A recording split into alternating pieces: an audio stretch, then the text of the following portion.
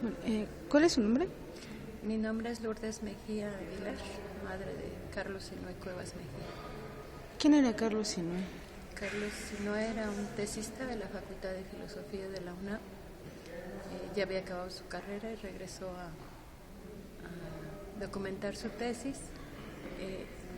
También regresó porque mataron a los jóvenes en Sucumbíos, Ecuador, y eran sus compañeros de la huelga y de la carrera, y regresó para apoyar a los padres para exigir justicia por el asesinato de estos chicos.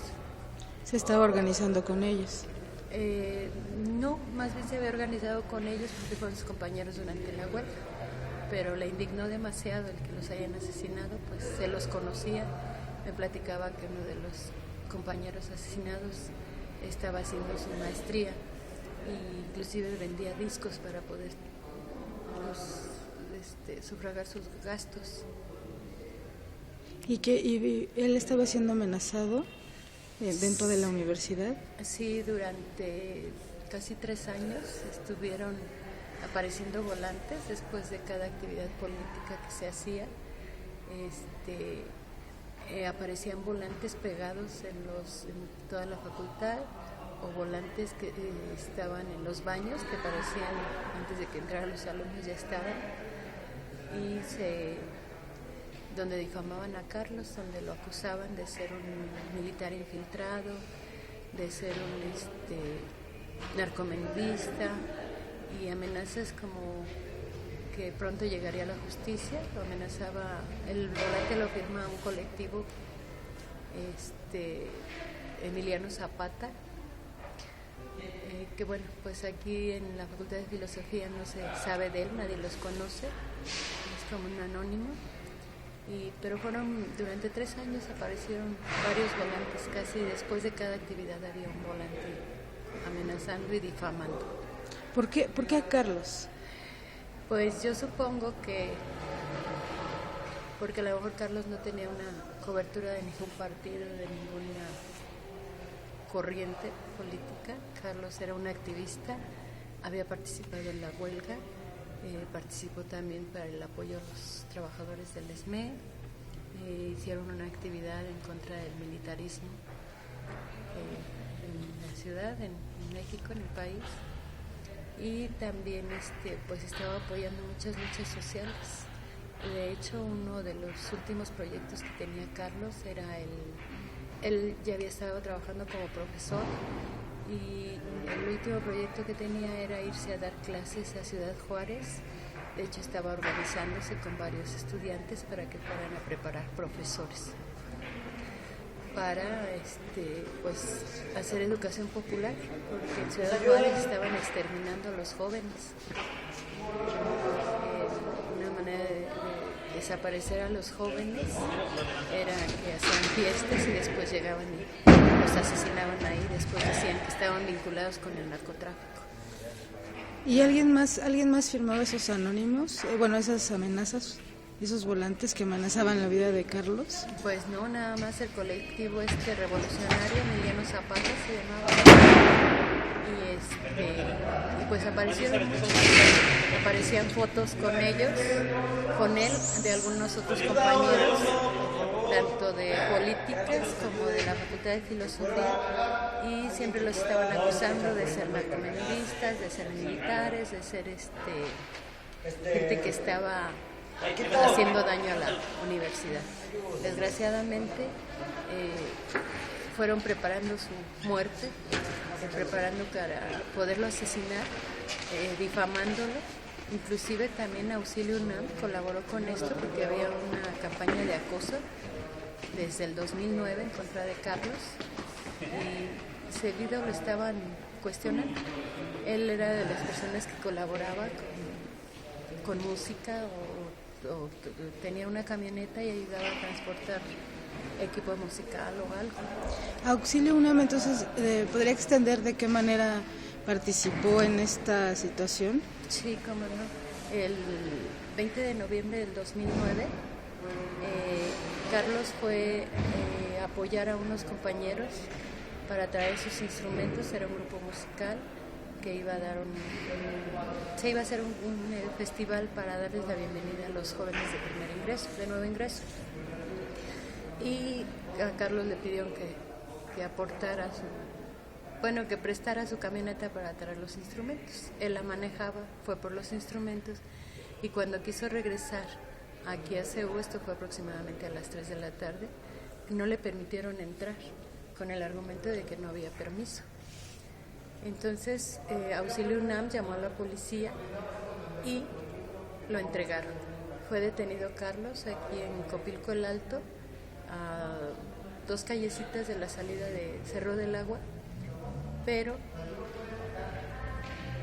estuvo presente una patrulla de Auxilio UNAM y eso está perfectamente documentado con la declaración de los 2 jóvenes que iban a traer con quien había ido a traer los instrumentos, porque ya los traían. ¿Y a dónde se llevan a Carlos, la patrulla? Se lo llevan a Coyoacán, a la delegación de Coyoacán, junto con los otros 2 jóvenes, y de ahí a Carlos lo trasladan al UMAM, porque Carlos tenía marihuana, efectivamente era consumidor, pero no, la policía cuando remite a Carlos al UMAM, que lo remite hasta como a las 8:30, 9 de la noche, la declaración que hace o la puesta a disposición dice que lo trasladan inmediatamente a las 3 de la tarde y que fue llevado solo y que fue detenido solo. Más adelante, con estar investigando y todo, he logrado demostrar que eso no es cierto, que es detenido con otros 2 jóvenes y llevado a Coyoacán. Sin embargo, pues habían desaparecido toda esa información hasta que exigí que se solicitara. Con eso demuestro que Auxilio UNAM estaba presente y las declaraciones de los jóvenes. Sin embargo, se le pidió la bitácora de ese día a la universidad, a las autoridades de la UNAM, al rector directamente, y han negado que exista esa bitácora. Según me dicen que no existe, que nunca pasó ese hecho. Sin embargo, hay pruebas. ¿Y qué importancia tiene ese hecho para el proceso que se está llevando?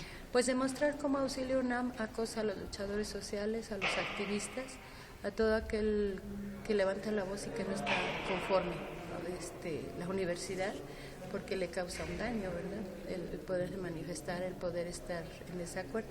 La actividad que Carlos hacía dentro de la facultad estaban solicitando, Carlos y los compañeros con los que trabajaba, estaban solicitando un comedor subsidiado para la facultad, estaban solicitando que se ampliara pues todos los libros que faltan en la biblioteca, ¿no?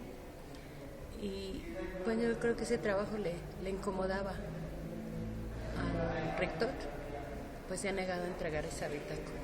Yo la he solicitado mediante varios oficios, la ha solicitado la Procuraduría, la Fiscalía pues, de Homicidios, y en una ocasión, hace un año, pusimos un plantón para exigir a las autoridades que reinstalaran a los jóvenes que fueron expulsados, porque también son activistas, los expulsan, y me uní a ellos, y uno de los puntos de pliego petitorio fue el que se entregara esa bitácora. Ese día, cuando estábamos en el plantón, las autoridades salen y dan un oficio donde dicen que ya se entregó la bitácora a la Fiscalía, y eso no es cierto. Ahí está el documento, dice que ya lo entregaron y que yo acuda a la Fiscalía para que me entere de cómo están las cosas. Pero eso no es cierto, yo no he dejado de asistir cada semana a la Fiscalía durante 3 años y jamás lo han entregado. Hace poco hice un trámite para pedirlo por medio del IFAI y por medio de Enlace UNAM, y me dicen que no me pueden dar la bitácora, no me pueden dar esa información, porque como está bajo un proceso de una investigación de un homicidio, o sea, el de mi hijo, que entonces no se me puede entregar. Entonces, pues queda claro que sí existe esa bitácora, y sin embargo las autoridades, el jurídico, el abogado general han negado que exista esa bitácora. Pues eso me hace darme cuenta de cómo esconden la información, cómo la universidad, las autoridades están obstaculizando el que se pueda investigar quién asesinó a mi hijo. Yo no sé si estén coludidos o no, pero durante muchas ocasiones se les ha pedido y la han negado. Y a mí me dicen que sí existe, pero que no me la pueden dar porque está bajo proceso. Entonces, pues yo sí pediría que se aclare eso, ¿no? Y sí lo denuncio abiertamente porque la universidad, el rector, ha estado obstaculizando el que se haga justicia por mí. Creo que le afectaba el que hubiera algún trabajo político, que se estuvieran organizando, tanto con trabajadores como con alumnos, como con profesores, que fue parte de los trabajos que hacía Carlos, de la participación que tenía como activista. Ya son 3 años, ¿verdad? Buscando... 3 años, el día 26 de octubre, o sea, ayer cumplió 3 años mi hijo de asesinato, y su asesinato sigue impune. La fiscalía, muy arbitrariamente, no ha querido realmente investigar el asesinato de mi hijo. Tengo que estar peleando con ellos, tengo que estar pasando por un maltrato de parte de ellos, el estarme pues lastimando porque psicológicamente, porque no hacen realmente el trabajo. Yo he visto que en otros casos, cuando se trata de un político, inmediatamente ven videos, inmediatamente investigan, y aquí, a pesar de que hay un video que existe en la cámara de C2, no lo han querido ni siquiera ver. Tengo que estarlos forzando. Ahorita, a 3 años, apenas estoy haciéndoles ver los datos que hay. Y ellos lo van a mandar a ver qué dice el perito. Entonces yo creo que es una línea que tienen de criminalizar el asesinato de mi hijo. Por supuesto no ha habido ningún detenido. No, ninguno. Al contrario, ¿no? Más bien se han dedicado a quererlo vincular con el narcotráfico. En varias ocasiones han querido vincularlo con un tal comandante que detuvieron hace pues ya bastante tiempo, y le fueron a sacar una declaración a él preguntándole si conocía a Carlos. Entonces es una estrategia de quererlo vincular. Y de esa manera no investigar. Y no investigar, pero pues no quiero permitirlo, no quiero dejar esto porque creo que no debo permitir esa impunidad. Siempre están diciendo supuestamente las procuradurías que denuncia a uno y ellos se dedican a tapar todo. Entonces pues sí hago un llamado al pueblo de México para que me apoye, para que me ayuden a exigir justicia por mí. También he estado en riesgo varias veces y he avisado tanto a la Fiscalía como a Derechos Humanos, y lo único de lo que se han concretado es a darme un número de teléfono. Siempre les pregunto que si puedo hablar antes de morir o después de morir, porque pues ellos son los que me ponen en riesgo, no haciendo caso de las amenazas que ha habido, ¿no? Sin embargo, pues también la Comisión de Derechos Humanos al principio estaba, cuando les exijo que tienen que ayudarme para que exigir, pues no lo hacen. En varias ocasiones he sido golpeada también por participar en otras luchas de jóvenes que son acosados, que son encarcelados. Cínicamente los acusan de haber hecho algo cuando no estaban haciendo nada, y llevan un proceso, como Mario González, que lleva 1 año detenido, y la justicia es así de lenta. No se tratara de un narcotraficante, que pues los protegen mucho, ¿no?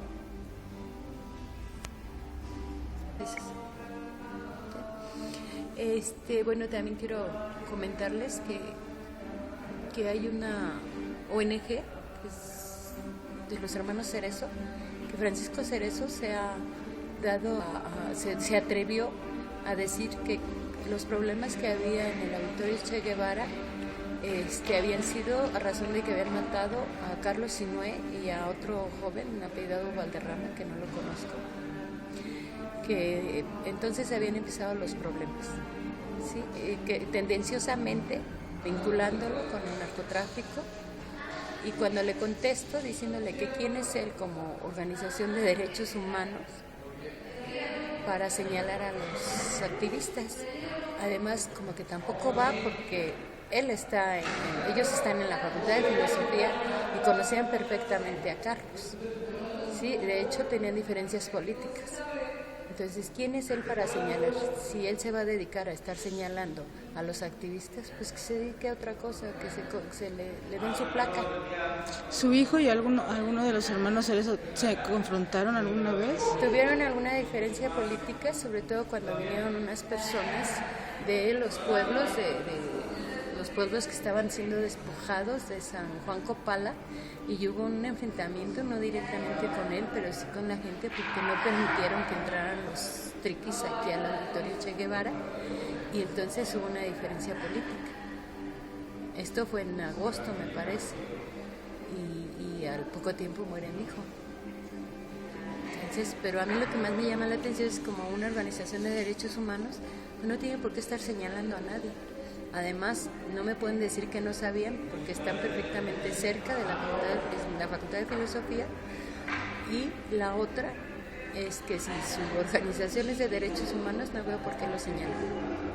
Sí, a mí sí me causa bastante molestia. Y ¿Lo siguen señalando hasta el día de hoy? No sé, yo me había enterado que en muchas asambleas decían que no habían agarrado el caso de mi hijo porque era narcomenudista. Yo no sé cómo lo pueden aseverar, ¿sí? Porque mi hijo no era ningún delincuente ni ningún narcomenudista. En uno de las los eventos que hubo del TPP, yo me presenté para presentar el caso de mi hijo y entregué mi narrativa, porque tampoco me permitieron participar esa vez. Entregué mi narrativa y me lo firmó uno de los hermanos Cerezo. Luego entonces yo no veo por qué lo señala de esa manera Francisco Cerezo. Lo señalan y no permiten tampoco que se hable sobre el caso en donde ellos estén, entonces. Sí, hasta ahorita no he podido. Esa vez fui porque unos compañeros de la coordinadora 1 de diciembre me hicieron favor de registrarme. Yo no sé registrarme por internet y resulta que no me permitieron hablar. Más adelante me hicieron favor otros compañeros de registrarme y participé en Puebla, así de que sabían perfectamente del caso de mi hijo, no pueden decir que no. Yo sí le reclamo cómo es posible que se atreva a señalar a mi hijo. Si es policía, pues que se ponga una placa y se quite la careta de derechos humanos. Y se lo digo yo directamente. No creo que sea válido que una ONG señale. No sé si estén todas coludidas, porque pues muchas me han rechazado. He estado cerca y ya que voy a obtener el apoyo de ellos, resulta que ya me lo quitan. Por la misma razón, ¿no? Yo supongo que sí. Fue Amnistía Internacional, el caso de mi hijo se lo habían llevado a Londres y resulta que después regreso para ver qué respuesta había y me dicen que bueno, pues que van a ver, que esto tarda, y pues ya lleva bastante tiempo, más de un año, desde que estábamos, el caso de mi hijo yo lo llevé desde que estábamos con los detenidos del 2 de octubre y pues a la fecha no tengo respuesta. Y así son varias organizaciones no gubernamentales de derechos humanos que han estado con ganas de apoyarme y después resulta que se enteran que los Cerezo no agarraron el caso de mi hijo y entonces me dejan afuera. Entonces, bueno, pues, entonces no hay, ¿de qué se trata? ¿No?